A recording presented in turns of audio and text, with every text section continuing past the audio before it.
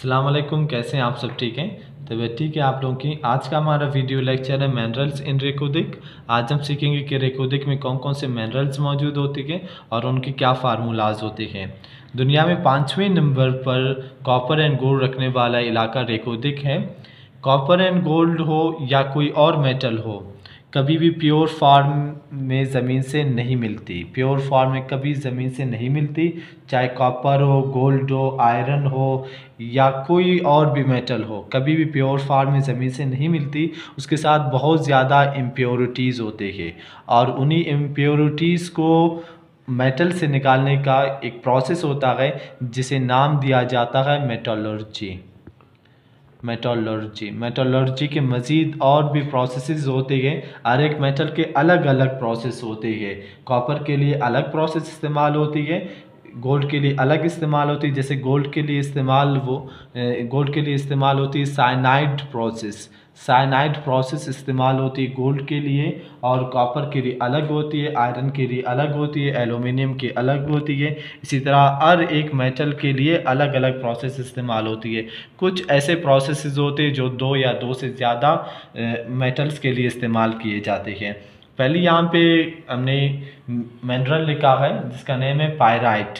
Pyrite को फूल्स gold भी कहा जाता है और इसे फूल्स गोल्ड इस वजह से कहा जाता है क्योंकि ये गोल्ड की तरह दिखता है, लेकिन इसकी जो जितने भी प्रॉपर्टीज़ है वो गोल्ड से नहीं मिलते। जैसे कि अगर एग्जांपल देख ले इसके जो अपीयरेंस है,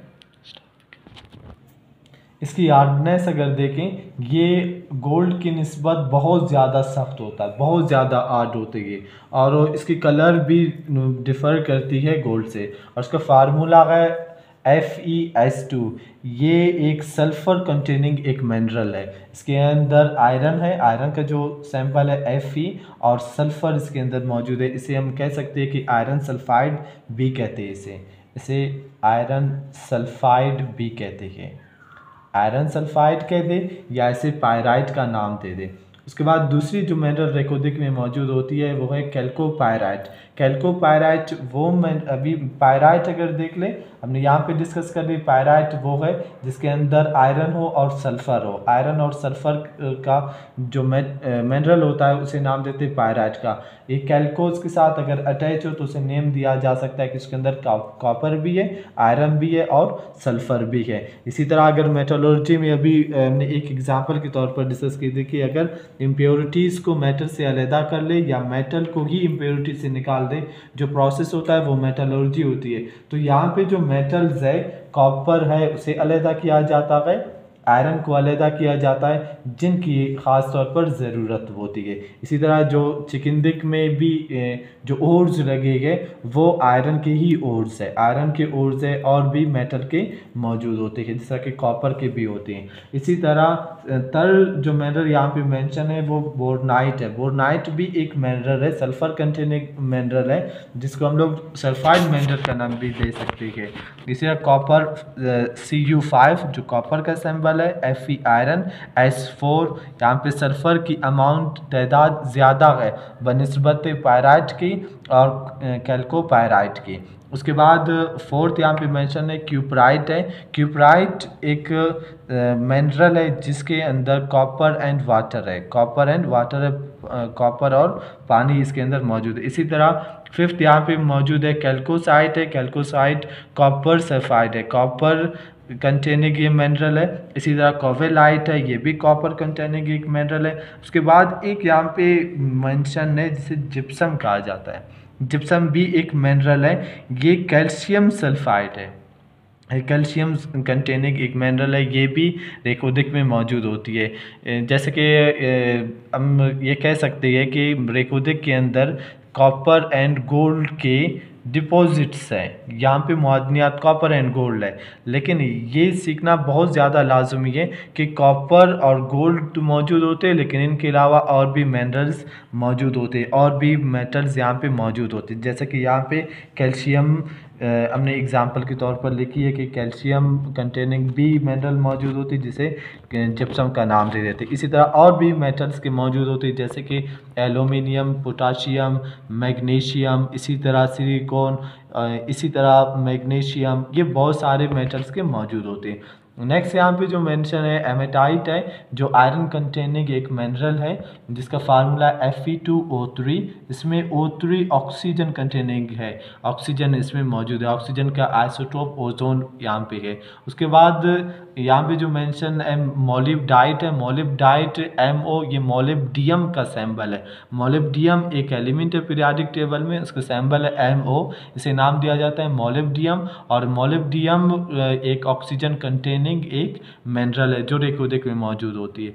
इसी तरह कैलोनाइट है, एल्यूमिनियम ऑक्साइड फॉर्म में, एल्यूमिनियम ऑक्साइड फॉर्म में मौजूद होती है। सिलिकॉन ऑक्साइड और H2O इसमें मौजूद होती है। इसके मोल्स याद रखें कि हर एक की अमाउंट आप याद रखें तो इसमें ज़्यादा इंफॉर्मेटिव बनती है। इसी तरह सेरिसाइट है जो एक इनऑर्गेनिक कंपाउंड, ये इनऑर्गेनिक कंपाउंड्स यहाँ पे जो ये ब्रैकेट के फॉर्म में लिखी है, ये अलग से एक टॉपिक है जिसे हम कह सकते हैं कि ये एक कम्प्लेक्स कंपाउंड है। एक कम्प्लेक्स कंपाउंड है, इनऑर्गेनिक केमिस्ट्री में इसको ज़्यादातर डिस्कस की जाती है कि कम्प्लेक्स कंपाउंड कैसे बनती है।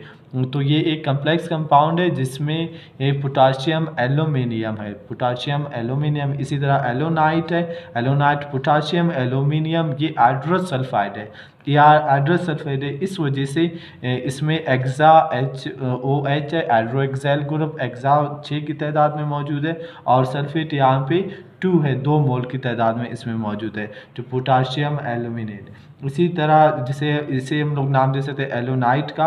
और एक और मिनरल यहाँ पे मेंशन है जैसोसाइट है, जैसोसाइट एक पोटाशियम आयरन कंटेनिंग हाइड्रोसल्फेट है, पोटाशियम आयरन कंटेनिंग एक हाइड्रोसल्फेट है। इसके अंदर हाइड्रोक्साइल ग्रुप भी मौजूद है जो यहाँ पे मौजूद थी, सल्फेट मौजूद है जो यहाँ पे मौजूद थी, लेकिन फ़र्क सिर्फ यहाँ पे ये है कि यहाँ पे इस मिनरल के अंदर एलोनाइट के अंदर एल्यूमिनियम थी और जैसोसाइट के अंदर आयरन मेटल है। इसी तरह क्लोराइड मिनरल है, इसका जनरल फार्मूला बहुत ही कम्प्लेक्स है, इसे याद रखना एक सिंपल ट्रिक होती है जिसके ज़रिए से याद कर सकते हैं। अगर यहाँ पे देख लें मैग्नीशियम आयरन है 3, यहाँ पे मैग्नीशियम आयरन 3, तो इसे अगर एक दफ़ा याद करेंगे लिखने के लिए तो ये आसान होगी, जैसे कि मैग्नीशियम आयरन 3। इसी तरह यहाँ पे भी मैग्नीशियम आयरन 3। उसके बाद दोनों के अंदर हाइड्रोक्साइल ग्रुप है, तो दोनों के अंदर हाइड्रोक्साइल, दोनों साइड पे हाइड्रोक्साइल है, यहाँ पे हाइड्रोक्साइल एक्सा, यहाँ पे भी हाइड्रोक्साइल यहाँ पे मौजूद है। इसी के साथ सिर्फ आप सिलिकॉन एल्यूमिनियम ऑक्साइड याद करें, सिलिकॉन एल्यूमिनियम 4 टेट्रा और ये ऑक्साइड, सिर्फ ये याद करें तो ये इसका भी फार्मूला याद हो सकता है। बाकी जितने भी मिनरल्स थे उन सब के जो जनरल फार्मूलाज है वो बहुत ही ज़्यादा इजी है, बहुत ज़्यादा इजी है, सिवाय सिर्फ क्लोराइड के। क्लोराइड का भी अगर सिर्फ ये ट्रिक याद कर ले तो क्लोराइड का भी सिंबल याद हो सकती है। तो आज का हमारा वीडियो लेक्चर था मिनरल्स इन रेकोदिक के हवाले से। आज हमने जितने भी मिनरल्स थे रेकोदिक में वो सब के सब डिस्कस कर लिए, उनके फार्मूलाज भी सीख लिए।